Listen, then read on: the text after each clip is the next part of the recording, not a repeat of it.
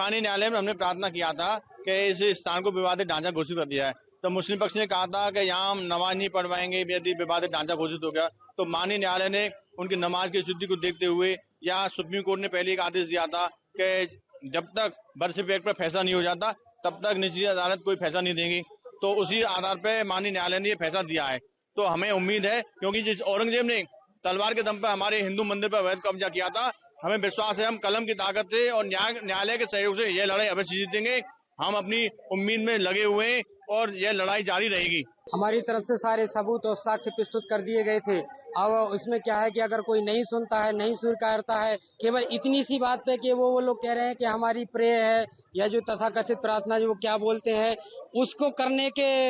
वजह से और हमारे सत्य को ठुकराया गया है। ये दर्शाता है कि सनातन धर्म के धर्मावलंबियों को और इससे डबल ताकत से आना चाहिए, डबल ताकत से आने की जरूरत है, क्योंकि सत्य को हर कोई स्वीकार नहीं कर सकता है। अभी ये क्या है कि सत्य को स्वीकार नहीं कर, सत्य को इनकार कर रहे हैं। हम उम्मीद कर रहे थे कि फैसला हमारे हक में हो, पर कोर्ट का जो आदेश आया है उससे हम अभी उम्मीद करते हैं कि आगे हमारे हक में कुछ होगा, क्योंकि जिस तरीके से हम देख रहे हैं कि वर्शिप एक्ट के बारे में अगर हम सोचें कि वर्शिप एक्ट की वजह से वहां लोग नमाज कर रहे हैं, इस वजह से अगर हमारी चीज मांग को नहीं देखा गया तो मैं ये बताना चाहूंगी कि श्री कृष्ण जन्मस्थली प्रॉपर यहाँ है, जिस जन्मभूमि का जो मेन जो मूल गर्भगृह है जो कि मंदिर मस्जिद में आता है, तो हम उसकी पूजा नहीं कर पा रहे हैं, जबकि शाही मस्जिद जो है वहाँ पर नमाज नहीं होती, लेकिन फिर भी मुसलमानों को वहाँ नमाज करने की आज़ादी है। श्री कृष्ण जन्मभूमि और शाही ईदगाह विवाद में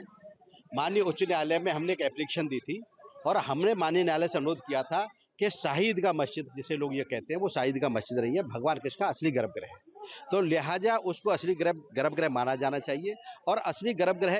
नहीं माना जाता है तो मीनवाइल जब केस चल रहा है तो इसको विवादित ढांचा घोषित किया जाए। राम जन्मभूमि के मामले में जब हम देखेंगे कि राम जन्मभूमि के मामले में न्यायालय के द्वारा उसमें उसको विवादित ढांचा घोषित किया गया था, तो हमारी सेम यहाँ पर मांग है कि यहाँ पर इसको विवादित ढांचा घोषित किया जाए और जितनी भी प्रॉपर्टी है 13.37 एकड़ की, जिसमें 2.5 एकड़ में जो असली गर्भगृह है वो भगवान कृष्ण का बना मंदिर है, तो हम चाहते हैं कि वो शाही ईदगाह मस्जिद नहीं है, वो भगवान कृष्ण का असली गर्भगृह है। और आज न्यायालय में उसका आदेश आने वाला है थोड़ी देर में, जिसमें क्लियर हो जाएगा कि ये क्या है।